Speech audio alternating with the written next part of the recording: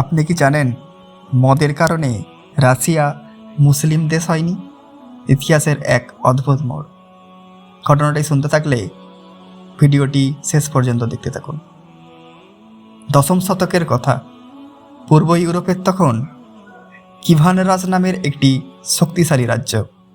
শাসক Vladimir the great, যার হাতে লক্ষ লক্ষ মানুষের ভবিষ্যৎ।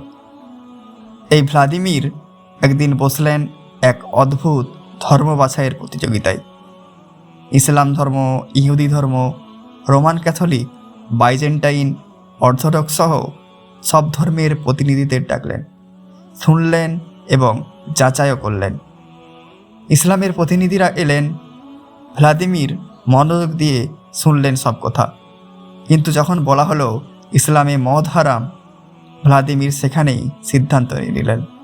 তার সরাসরি জবাব ছিল, রুশদের জন্য মদ পান করা আনন্দের, মদ ছাড়া আমরা থাকতে পারবো না।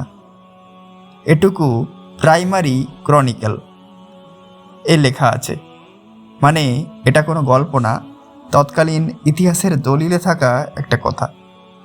এরপর তিনি বাইজেন্টাইন সাম্রাজ্যের সাথে রাজনৈতিক জোট করলেন, বিয়ে করলেন বাইজেন্টাইন রাজকন্যাকে, গ্রহণ করলেন অর্থোডক্স খ্রিস্ট ধর্ম এবং 988 সালে পুরো কিভান রাজকে জোর করে খ্রিস্টান বানিয়ে দিলেন ডেনিপার নদীতে মাস ব্যাপটিজম এর মাধ্যমে। কিন্তু কিভান রাজ বেশি দিন টেকেনি।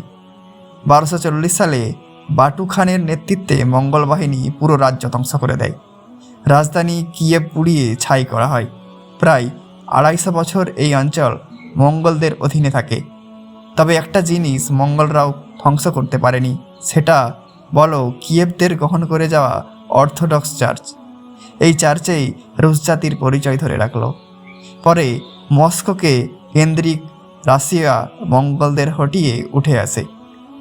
16 থেকে 17 শতকে তারা সাইবেরিয়া সহ বিশাল ভূখণ্ড দখল করে তৈরি করে আজকের রাশিয়া, পৃথিবীর বৃহত্তম দেশ, অর্থোডক্স খ্রিস্টানদের ভূমি। কিভান রাজের সেই ধর্মীয় উত্তরাধিকারী আজ রাশিয়ার পরিচয়ের কেন্দ্র।